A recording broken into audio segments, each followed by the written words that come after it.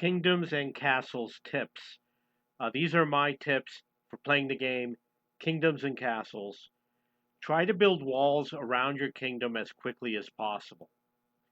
You want to focus on the towers first and try to use houses and other buildings as part of your wall system until you can finalize your wall. The walls don't protect you against dragons, but they will protect you against Vikings. Tall towers have a greater firing range. So, building taller towers is very important because you'll be able to cover more of your territory and you'll reach the Vikings or the dragons sooner. Plus, you'll spend more time attacking them and defending your territory. Enemy Vikings will try to destroy your treasury. The Vikings want your gold. They'll head straight for your treasury. So you want to make sure your treasury is safe.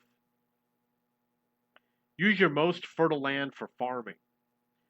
Build storage houses and other buildings on the least fertile land. So the green land is going to have a farm on it or a forest. But the yellow land, you're going to put your storage buildings, even if they're the small buildings. And your houses, you'll put small houses, etc. Build your storage as close to farms as possible. You want people to take the food from the farms to the storage as quickly as possible.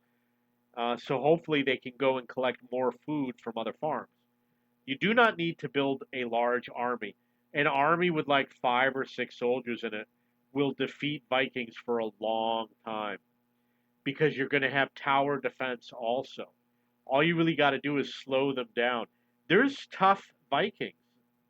It's going to be a little difficult, but it's going to be your towers that are going to do most of the defense because they're very powerful.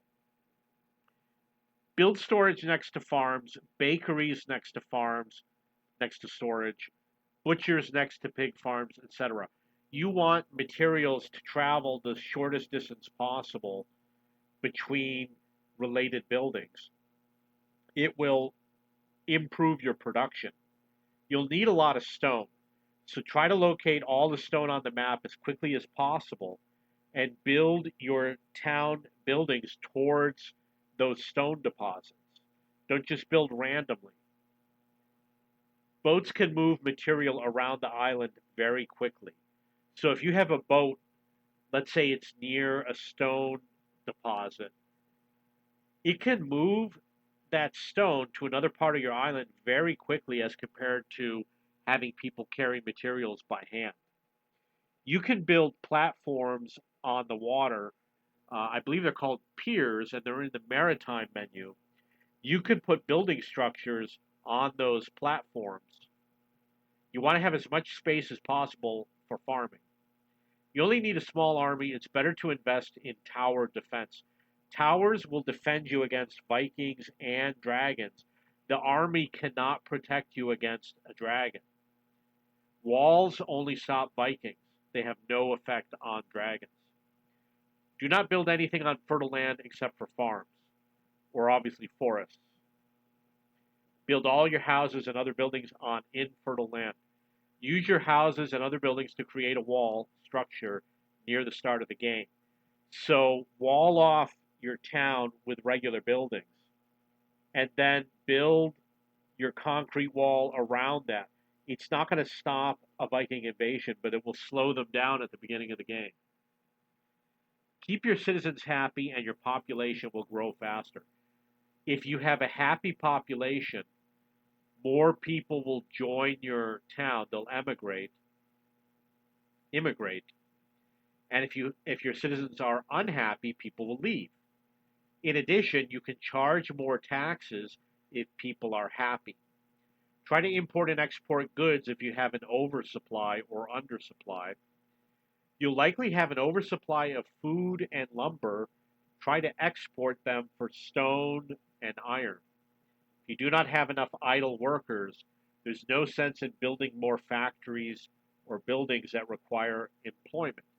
If you like the game but wanted something more challenging, you should try the game Banished.